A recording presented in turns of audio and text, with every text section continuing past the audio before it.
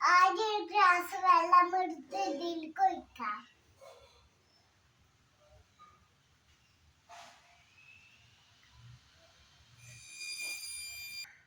ഒരു സ്പൂൺ മഞ്ഞൾപ്പൊടി ഇട്ട് കൊടുക്കാം.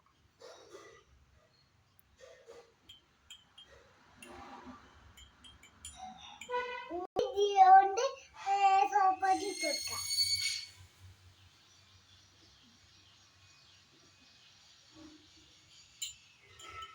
റെഡ് കളറാവും. ഇതിലോട്ട് നാരങ്ങ മഞ്ഞ കൊടുക്കാം.